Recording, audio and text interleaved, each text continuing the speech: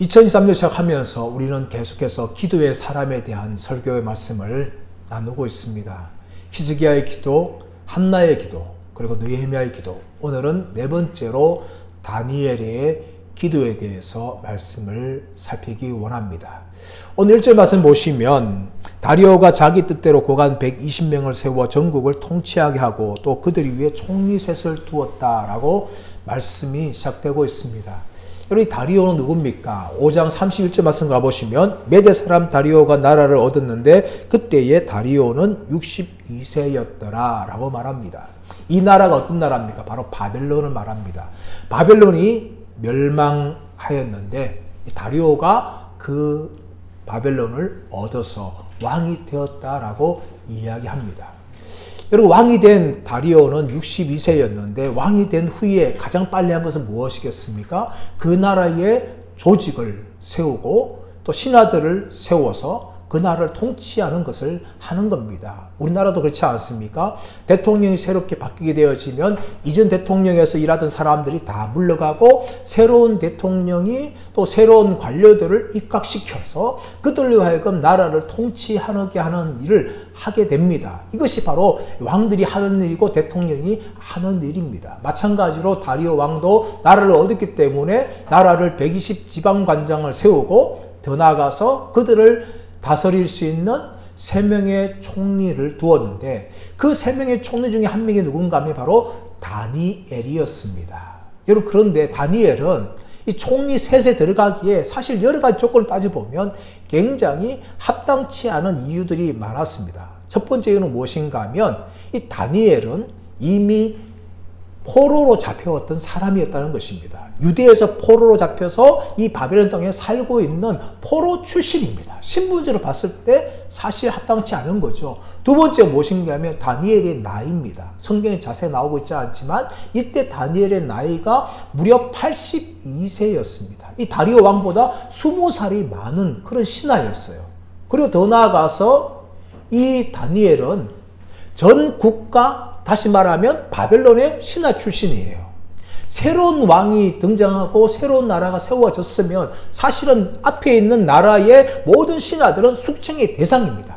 다 그냥 물러가게 하는 거죠. 그리고 새로운 사람을 세우고 자기에게 충성할 사람을 일을 시키는 것입니다. 이것이 해야 할 일인데 이 다니엘은 바벨론 신하 출신이에요. 이 바벨론 총리 출신입니다. 그렇다면 당연히 다리오가 왕이 되면서 이 다니엘을 제거하고 새로운 사람으로 입각을 시켜야 되는데 다니엘을 총리 셋 중에 한 명으로 그렇게 세웠다는 것입니다.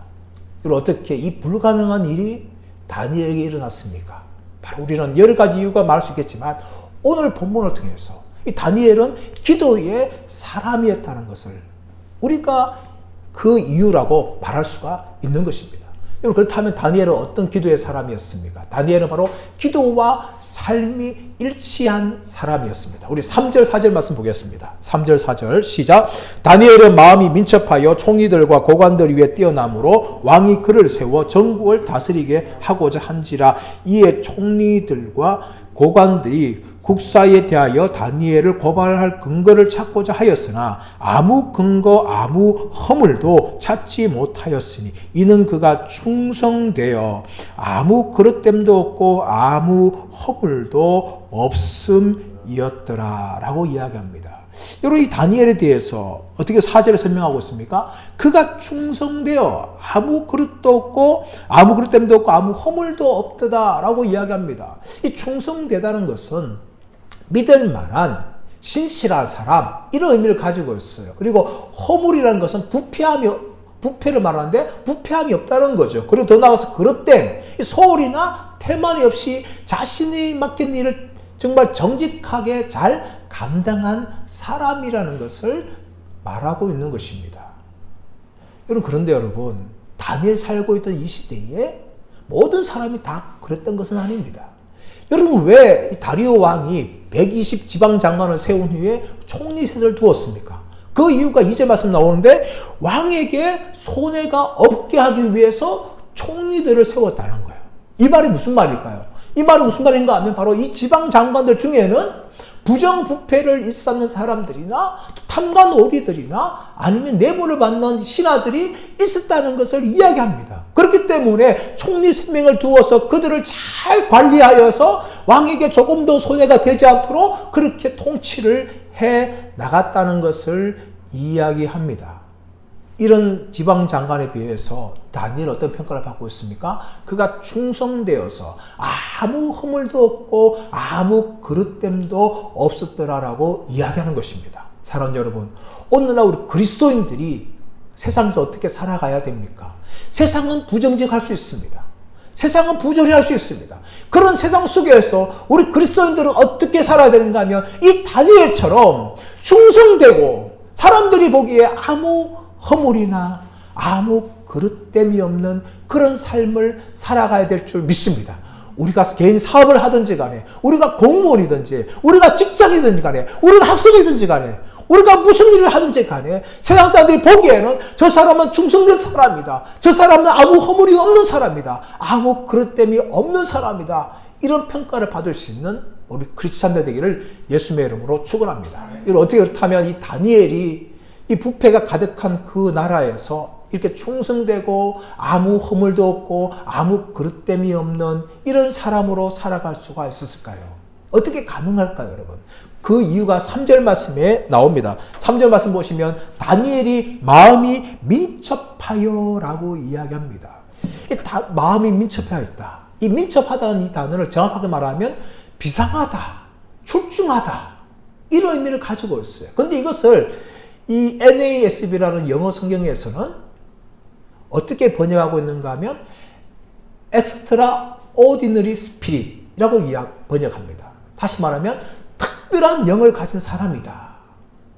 그리고 킹 제임스 버전에서는 Excellent Spirit, 탁월한 영이라고 이야기합니다. 이 마음이 민첩하다는 것은 비상하고 출중한 것인데 특별한 영을 가진 사람, 그리고 탁월한 영을 가진 사람이라는 것을 이야기합니다. 좀 쉽게 말하면 다니엘은 성령으로 충만한 그런 사람이었다는 것을 이야기합니다.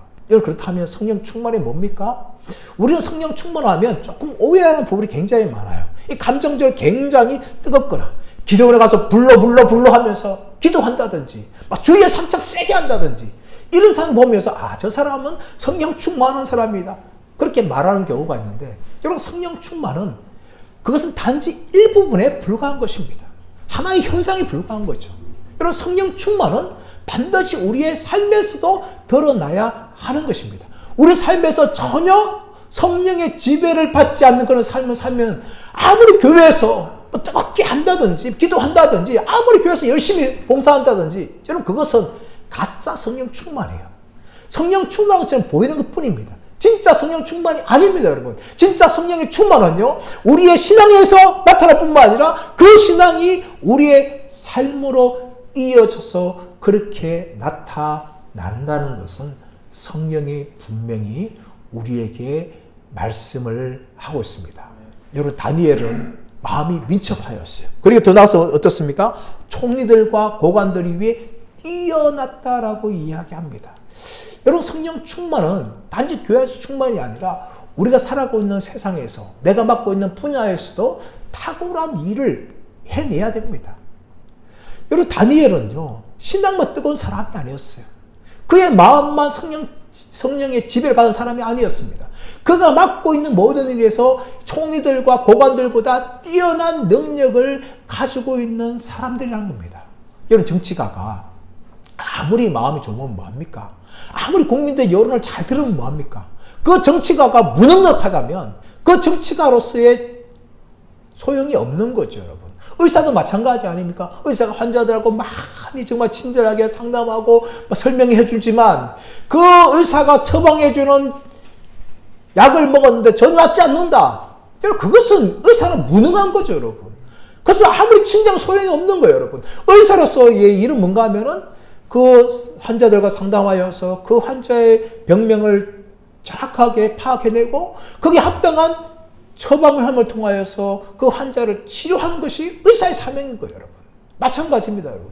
우리가 그리스도인으로서 아무리 신앙이 좋다 하는 건 여러분 그것은 소용이 없는 거예요. 세상에서도 그 신앙에 합당한 능력을 가지고 있어야 되는 겁니다. 우리가 갖고 있는 일에 정말 남들보다 뛰어나게 열심히 일하고 그래서 탁월한 실력들을 발휘해야 됩니다. 여러분 그런데 혹시 그렇게 살아가는 데서 우리가 부족하다면 우리는 어떻게 됩니까? 하나님께 능력을 구해야 돼요, 여러분. 야고보서 1장 5절 말씀 보시면 너희 중에 지혜가 부족하거든 후해주시고 꾸짖지 아니하시는 하나님께 구하라. 그리하면 주시리라. 할렐루야. 여러분 우리가 세상을 살아가면서 우리가 능력이 부족하여서 정말 우리가 맡은 그 일에 대해서 잘 감당하지 못한다면 우리 하나님께 능력을 구해야 됩니다. 그래서 하나님, 내가 맡은 이 일에 하나님을 가리지 않도록 나에게 능력을 주옵소서. 이 모든 최선을 다할 때에 하나님 정말 합당한 결과를 주옵소서. 이렇게 기도함을 통하여 우리에게 맡겨진 일을 최선을 다하기를 축원합니다. 여러분 다니엘은 기도의 사람이었습니다. 기도의 사람으로서 성령으로 충만하였고 그 성령으로 충만한 사람은 세상 속에서도 정직하며 자신의 일에 정말 성실하게 감당함을 통하여 남들보다 뛰어난 사람이었다는 것을 보여주고 있는 것입니다. 저와 여러분 모두가 다 기도의 사람으로서 삶에서도 기도의 열매가 나타나고 기도와 일치하는 그런 삶을 살아가시는 저와 여러분 되시기를 예수님의 이름으로 축원합니다. 두 번째, 다니엘 어떤 사람이었습니까? 위기의 때에 기도했던 사람이었습니다. 10절 말씀 보십시오. 10절 말씀 보시면 다니엘이 이 조서에 왕의 도장이 찍힌 것을 알고도 자기 집에 돌아가서는 윗방에 올라가 예루살렘을 향한 창문을 열고 전에 하던 대로 하루 3번씩 무릎을 꿇고 기도하며 그의 하나님께 감사하였더라. 10절 초반에 보시면 다니엘이 이 조서에 왕의 도장이 찍힌 것을 알고도 어떤 조서입니까, 여러분? 여러분 다른 신하들이 다니엘이 뛰어나니까 시기하였어요. 저 다니엘은 우리보다 나이가 늙었고 저 다니엘은 우리보다 좀 좋은 출신도 아니고 포로 출신인데 어떻게 이 다니엘이 우리가 뛰어나는가 하면서 다니엘을 시기하여서 다니엘에게 흠이 있는가 살펴보았어요. 그러나 다니엘이 충성되고 아무 허물도 없고 아무 그릇됨도 없었어요. 그래서 어떻게 합니까? 이들이 연구한 게 뭔가 하면 율법에 다니엘이 가지고 있는 신앙대로 우리가 그를 공격하지 않는다면 다니엘을 고발할 수 없을 것이다 하면서 하나의 꾀를 만들죠. 그 꾀가 뭡니까? 한 달 동안 왕위에 다른 신이나 다른 사람에게 무엇을 구하면, 다시 말하면 기도하는 행동을 하게 되어지면 사자의 굴에 던질 거라. 이렇게 다리오 왕에게 말합니다. 여러분 다리오 왕이 어떤 왕이었습니까? 이제 바벨론 무너뜨리고 새 왕으로 등극하였어요. 또 나이가 62세였어요. 자신의 지위가 좀 불안했을 것입니다. 또 나이가 많았기 때문에 남들로부터 업신여기 받았을 거예요. 그래서 다리오는 자신을 절대화시키니까 얼마나 기분 좋겠어요. 그래서 기분 좋아가지고 신하들 올린 조서에 도장을 꽝 찍었습니다. 여러분 도장을 찍으면요 아무도 어기지 못합니다. 심지어 왕조차도 그 법에 어기지 못하는 거예요, 여러분. 그래서 왕이야 모든 신하들은 당연히 이 조서에 구속이 되어 있는 것입니다. 다니엘도 마찬가지예요, 여러분. 근데 여러분 다니엘이 그 조서에 도장이 찍힌 것을 알고도 어떻게 합니까? 전에 하던 대로 하루 3번씩 예루살렘을 향한 창문을 열고 하나님 앞에 기도하며 감사하는 그런 생활을 했다는 것입니다. 여러분 다니엘이 여러분 이 다른 신하들의 모함을 몰랐을까요? 성경은 나오고 있지 않지만 저는 충분히 다니엘이 그들의 의도를 알고 있을 것이라고 생각합니다. 왜 그렇습니까? 다니엘은 마음이 민첩하였어요. 다니엘은 성령 충만한 사람이었습니다. 그래서 자신을 공격하는 사람들의 의도를 충분히 알고 있었을 것이에요. 이것은 나를 죽이기 위함이다. 나를 모함하기 위한 것이다. 라는 것을 알고 있었습니다. 그리고 그것을 어길 경우에 자신도 왕의 명령을 얻기 때문에 당연히 사자의 굴에 들어가서 사자의 밥이 될 것이라는 것을 알고 있었어요. 다니엘의 인생에 정말 위기였습니다. 정치적인 위기였어요. 그러나 이 위기의 때 다니엘이 어떻게 합니까? 다니엘은 여전히 자신의 방에 올라가서 예루살렘 향할 창문을 열고 전에 하던 대로 하루 3번씩 하나님 앞에 무릎을 꿇고 기도하는 삶을 살아갑니다. 사람 여러분, 우리가 인생을 살아가면서 수많은 위기를 당합니다. 여러분, 그때 우리가 해야 할 일은 무엇입니까? 바로 기도하는 것이어야 될 줄 믿습니다. 우리 위기 때에 하나님 앞에 기도해야 됩니다, 여러분. 그것이 성도들이 이 땅에서 위기를 돌파해 나갈 수 있는 하나님의 방법인 줄 믿습니다. 사도행전 12장 말씀 가보시면 헤로드 왕이 손을 들어서 교회를 핍박합니다. 그래서 요한의 형제였던 야고보를 칼로 죽입니다. 그것을 보니까 유대인들이 너무나 좋아하는 거예요. 헤로드 왕 기뻐하면서 이제 베드로도 죽이려고 하는데 마침 6월절이었습니다. 6월절이기 때문에 베드로를 감옥에 두었어요. 그때 교회가 어떻게 합니까? 베드로를 위해서 간절하게 성도들이 기도를 합니다. 하나님이 그 기도를 들으시고 베드로가 참수당하기 하루 밤 앞에 천사를 보내서 베드로를 구해내셨습니다. 할렐루야. 여러분, 다윗이 압살롬 통해서 반역을 당하였습니다. 그때 다윗은 울면서 기드론 시내를 지나갑니다. 근데 소문이 어떻게 돌려옵니까? 자신의 모사였던 아히도벨이 자신에게 반역을 일으켜 돌아가서 이제 압살롬 편에 섰다는 말을 들었습니다. 여러분, 그때 다윗이 얼마나 마음이 힘들은지 몰라요. 내 편이었던 모사 아히도벨이 압살롬에 돌아간 것은 정말 위기다. 그때 다윗은 어떻게 합니까? 하나님이여, 하나님이여, 아히도벨의 모략을 없애주옵소서. 여러분, 그렇게 어리석게 하여 주옵소서. 다윗이 기도할 때에 하나님께서 역사하셔서 압살롬이 아히도벨의 괴략을 선택하지 않게 하시고 다윗의 사람이었던 후세이의 괴략을 선택함을 통하여 시간을 벌었고 전열을 가두어서 전세를 역전시키는 그런 일을 행할 수 있었습니다. 사랑하는 여러분, 인생의 위기를 만날 때에 우리 그때에 낙심하고 절망할 수 있습니다. 하지만 인생의 위기 때에 믿음의 성도들이 해야 할 일은 바로 기도하는 것인 줄 믿습니다. 다윗처럼, 다니엘처럼, 그리고 초대교회 성도들처럼 어떤 위기를 만나다 할지라도 저와 여러분 기도로서 승리하는 데 있으시기를 축원합니다. 세 번째, 다니엘 어떻습니까? 바로 다니엘은 습관을 따라서 기도했던 사람이었습니다. 다니엘은 기도의 습관을 가지고 있었어요. 다시 한번 10절 말씀 보시면 어떻게 되어 있습니까? 10절 말씀 보시면 예루살렘으로 향한 창문을 열고 전에 하던 대로 하루 3번씩 무릎을 꿇고 기도하며 그의 하나님께 감사하였더라. 여러분, 다니엘은 전에 하던 대로 하루 3번씩, 여러분, 다니엘은 전에 하던 대로 기도하였어요. 이 전에가 언제일까요? 성경은 자세히 나오고 있지 않지만 아무래도 10대에 있을 때 포로로 잡혀왔을 때부터, 그때부터 다니엘은 82세가 될 때까지 늘 기도했던 사람이었습니다. 그것도 하루 3번씩 하나님 앞에 그렇게 기도를 합니다. 여러분, 이것이 바로 다니엘의 성령 충만의 비결이었을 것입니다.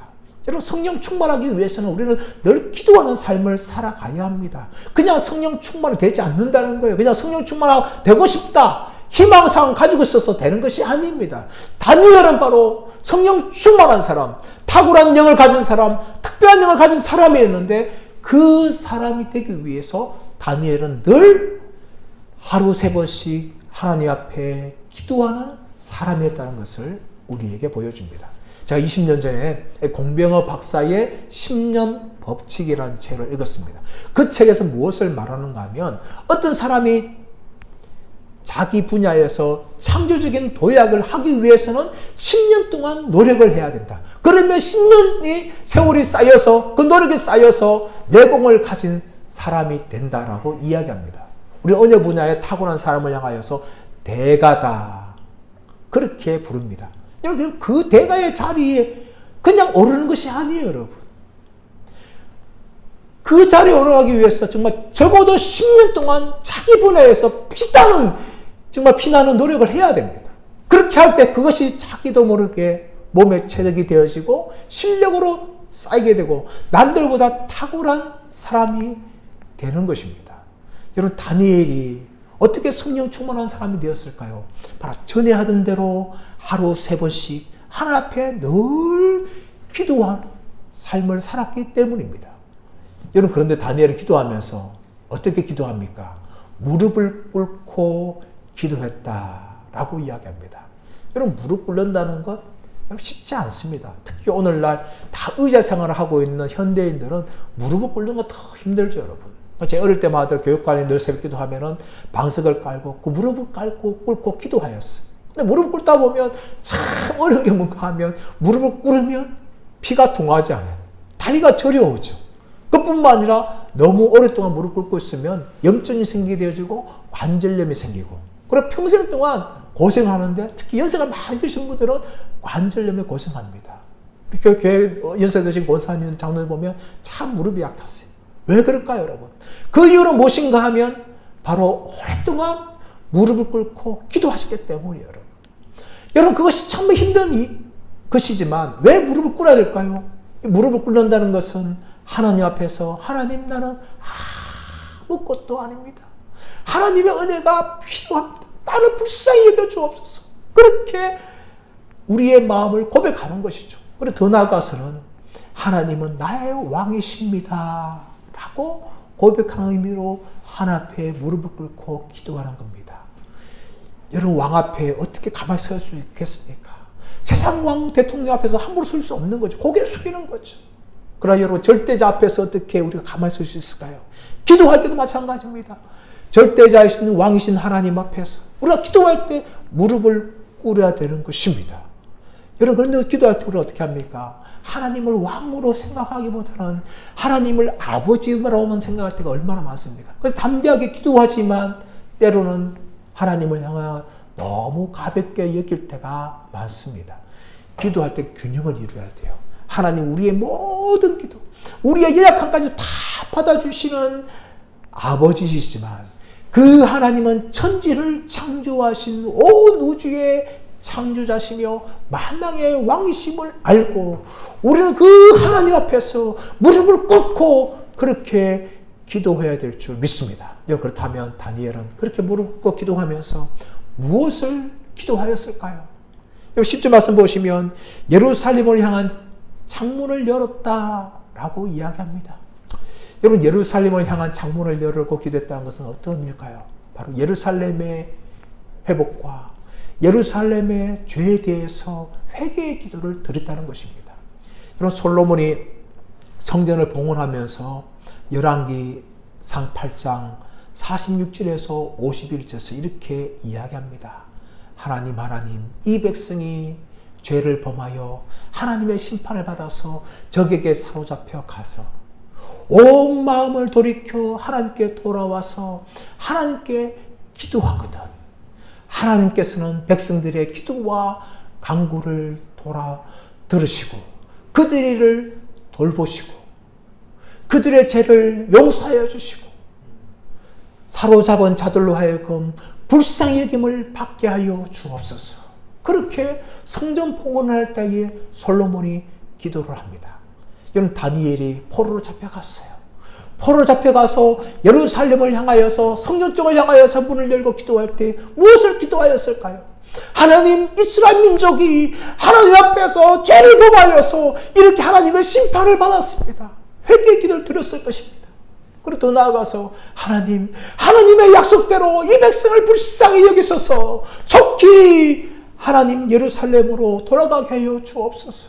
그렇게 다니엘이 하나님 앞에 기도를 하였을 것입니다. 여러분, 다니엘은 총리로서 영광을 누리고 있었어요.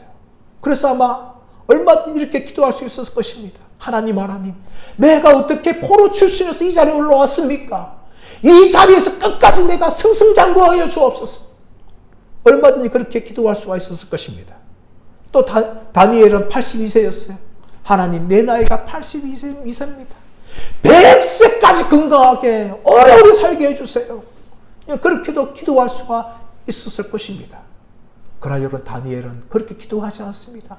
자신의 안일과 자신의 건강과 자신의 성공을 위해서 그렇게만 기도하지 않고 예루살렘에 창문을 열고 하나님, 이스라엘 백성들의 죄를 용서하여 주옵소서. 하나님, 이스라엘 백성들을 속히 약속의 말씀대로 가나안 땅으로 다시금 돌아가게 하여 주옵소서. 여러분, 그렇게 이스라엘 백성들의 죄에 대해서 회개하고 백성들의 회복에 대해서 다니엘은 간절하게 무릎을 꿇고 기도하였던 것입니다.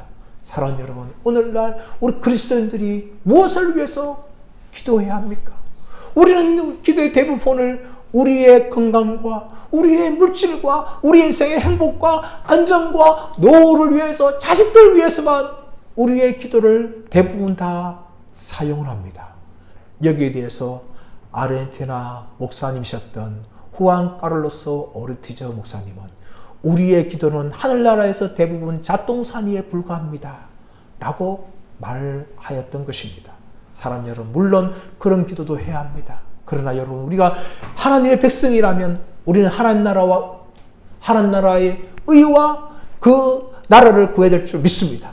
여러분, 이 나라 민족의 죄를 위해서 회개의 기도를 드리시길 축복합니다. 여러분, 설명제를 얼마나 우상을 향하여 절을 합니까? 이 나라가 얼마나 부패하였습니까?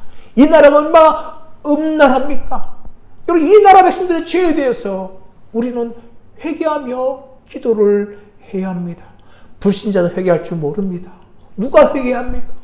죄에 대해서 아는 우리 그리스도인들이 회개를 해야 합니다. 하나님, 이 나라 민족의 죄를 용서하여 주옵소서. 그렇게 우리가 다니엘처럼 나라와의 민족의 죄를 두고 기도할 줄 믿습니다. 더 나아가서는 이 나라의 회복을 위해서 기도해야 됩니다. 아직까지 이 나라가 통일되지 있지 않습니다. 물론 젊은 사람은 대부분 다 통일에 관심 없고 통일에 반대를 하고 있습니다. 그러나 여전히 저 북한 땅에는 세계 10대 우상이 버티고 있고 정치적인 핍박, 종교적인 핍박이 계속되고 있습니다. 얼마나 많은 사람들이 고통 가운데 있는 줄 모릅니다. 더 나아가서 우리는 한국교회 회복을 위해서, 한국교회 부흥을 위해서 기도해야 됩니다. 출산율의 감소도 있지만 한국교회 다음 세대가 없습니다. 청년들이 교회를 떠나갑니다. 우리 어른 세대들이 이 땅을 떠나게 되어지면, 하늘나라 가게 되어지면 누가 한국교회를 지킵니까? 누가 한국교회를 바탕을 이어갑니까? 정말 심각한 상황 가운데 와 있습니다. 우리는 정말 한국교회 회복과 한국교회 부흥을 위해 기도함을 통하여 하나님, 한국교회가 다시금 손에 붙들려서 정말 열방을 향한 선교의 등불로 쓰임받는 교회들이 되게 하여 주옵소서. 이 나라 민족을 살리는 교회들이 되게 하여 주옵소서. 그렇게 우리가 기도해야 될 줄 믿습니다. 사랑 여러분, 다니엘은 기도의 사람이었습니다. 다니엘은 자신의 삶과 일치하는 기도의 사람이었습니다. 그리고 위기 때에 다니엘은 기도하였습니다. 그리고 다니엘은 기도의 습관을 쫓아서 기도하되 정말 나라와 민족의 죄와 나라와 민족의 회복을 위해서 기도하였던 사람이었습니다. 저 여러분, 이 다니엘처럼 하나님 앞에 기도한 사람들 되기를 축복합니다. 다니엘처럼 성령 충만하고 그 성령 충만이 기도만 나타나는 것이 아니라 우리 삶에서도 나타남을 통하여 기도와 삶을 일치하는 믿음의 삶 되기를 간절히 바랍니다. 더 나아가서는 인생의 위기를 만날 때마다 우리는 기도에 나가서 부르짖으며 그리고 기도의 습관을 따라서 정말 나라와 민족을 위해서 기도로서 쓰임받는 저와 여러분 되시기를 예수님의 이름으로 축원합니다.